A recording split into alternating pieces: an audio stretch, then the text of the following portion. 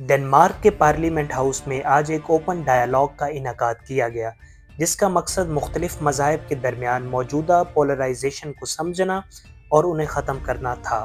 سماعت میں ڈنمارک کے نامور پاکستانی اور ڈینش سیاسی اور مذہبی رہنماؤں نے بھرپور شرکت کی۔ ان سے ہم بات کریں گے کہ یہ ہم جو پارلیمنٹ میں کھڑے ہیں، آج ہم کیوں اکٹھے ہو رہے ہیں، یہ شامل۔ جی بالکل، آج کے ہم کافی پریویلیج ہے کہ ہم آئے ہیں آج ڈینش پارلیمنٹ ہاؤس میں۔ ایک مرتبہ پھر سے آج ایک ہیئرنگ ہو رہی ہے، جہاں کیا میں ایک ریلیجیس جو یونین ہے ڈینش مسلم یونین، وہ آئے ہیں۔ انہوں نے کیا ہمیں ایک لا پیش کیا ہے جس پہ ایک ڈسکشن ہوگی، اس پہ آگے کام کیا جائے گا۔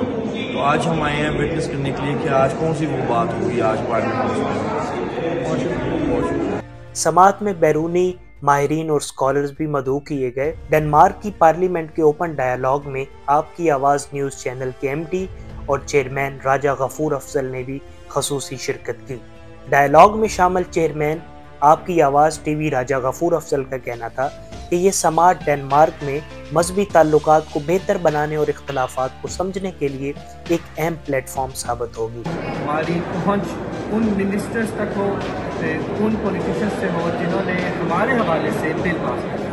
تو آج کے پورے پروگرام کا مقصد ہی یہی تھا کہ ڈینش مسلم یونین ایسم کی ہماری جو آرگنائزیشن ہے، اس کے تحت جو ادھر کے چرچ کے حوالے سے ہر پارٹی کے جو ممبر ہیں ان کو ہم نے انوائٹ کیا۔ اس سماعت میں منہاج القرآن کے سابق صدر ڈاکٹر عرفان ظہور، چیئرمین کمیونٹی فورم ڈنمارک راجہ غفور افضل، سید توقیر بخاری، سیاستدان ہشم آغا، پیپل پارٹی کے سینئر سیاستدان ندیم آغا اور پارلیمنٹ کے ممبران، دیگر سیاستدان اور مذہبی جماعتوں کے رہنماؤں نے شرکت کی۔ بحث میں دو متضاد نقطۂ نظر سامنے آئے۔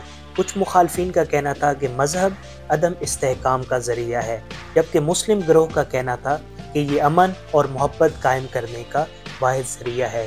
مذاہب کے درمیان موجودہ اختلافات کے باوجود اس سماعت کا مقصد مختلف مذہبی نظریات کو سمجھنے اور ان کے درمیان تعاون کو فروغ دینا تھا۔ سماعت میں ڈنمارک کے سینئر صحافی اور تجزیہ نگار آواز روئے لائگے برگ، ڈنمارک انسٹیٹیوٹ برائے انسانی حقوق کے سینئر محقق ایوا ماریا لاسن، کوپن ہیگن یونیورسٹی میں فلسفے کے پروفیسر نیلز ہولٹوگ، مذہبی رہنما اور ہسپتال کے امام Naveed Baig, Denmark social democratic party کے رکن پارلیمنٹ اور سیاستدان سویرین ایسپرسن سمیت مختلف شعبے کے ماہرین نے بھی بھرپور شرکت کی۔